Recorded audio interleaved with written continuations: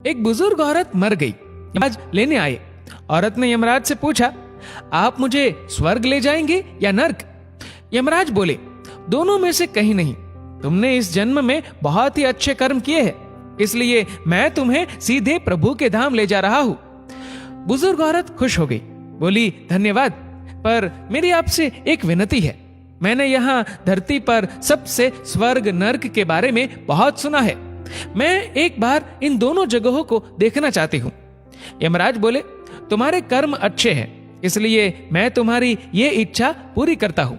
चलो हम स्वर्ग और नर्क के रास्ते से होते हुए प्रभु के धाम चलेंगे। दोनों चल पड़े। सबसे पहले नर्क आया। नर्क में बुजुर्ग औरत ने जोर जोर से लोगों की रोने की आवाज सुनी। वहां नर्क में सभी लोग दुबले पतले और बीमार दिखाई दे रहे थे। औरत ने एक आदमी से पूछा, यहाँ आप सब लोगों की ऐसी हालत क्यों है? आदमी बोला, तो और कैसी हालत होगी? मरने के बाद जब से यहाँ आए हैं, हमने एक दिन भी खाना नहीं खाया। भूख से हमारी आत्माएं तड़प रही है। बुजुर्ग औरत की नजर एक विशाल पतीले पर पड़ी, जो कि लोगों के कद से करीब 100 फीट ऊंचा होगा। उस पतीले के ऊपर एक विशाल चम्मच लटका हुआ था। पतीले में से बहुत ही शानदार खुशबू आ रही थी। बुजुर्ग औरत ने उस आदमी से पूछा, इस पतीले में क्या है? आदमी मायूस होकर बोला, यह पतीला बहुत ही स्वादिष्ट खीर से हर समय भरा रहता है। बुजुर्ग औरत ने हैरानी से पूछा, इसमें खीर है तो आप लोग पेट भर के ये खीर खाते क्यों नहीं? भूख से क्यों तड़प रहे हैं? आदमी रो रो कर बोलने लगा, कैसे खाए? ये पतीला 100 फीट ऊंचा है। हम में से कोई भी उस पतीले तक नहीं पहुंच पाता। बुजुर्ग औरत को उन पर तरस आ गया। सोचने लगी, बेचारे खीर का पतीला होते हुए भी भूख से बेहाल है। शायद ईश्वर ने इन्हें यही दंड दिया होगा। अब यमराज बुजुर्ग औरत से बोले, चलो हमें देर हो रही है। दोनों चल पड़े। कुछ दूर चलने पर स्वर्ग आया। वहां पर बुजुर्ग औरत को सबकी हंसने व खिलखिलाने की आवाजें सुनाई दी। सब लोग बहुत खुश दिखाई दे रहे थे। उनको खुश देखकर बुजुर्ग औरत भी बहुत खुश हो गई। पर वहां स्वर्ग में भी बुजुर्ग औरत की नजर वैसे ही 100 फीट ऊंचे पतीले पर पड़ी जैसा नर्क में था। उसके ऊपर भी वैसा ही चम्मच लटका हुआ था। बुजुर्ग औरत ने वहां लोगों से पूछा, इस पतीले में क्या है? स्वर्ग के लोग बोले कि इसमें बहुत टेस्टी खीर है।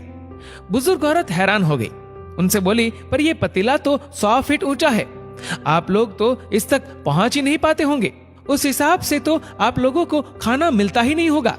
आप लोग भूख से बेहाल होंगे। पर मुझे तो आप सभी इतने खुश लग रहे हो, ऐसे कैसे?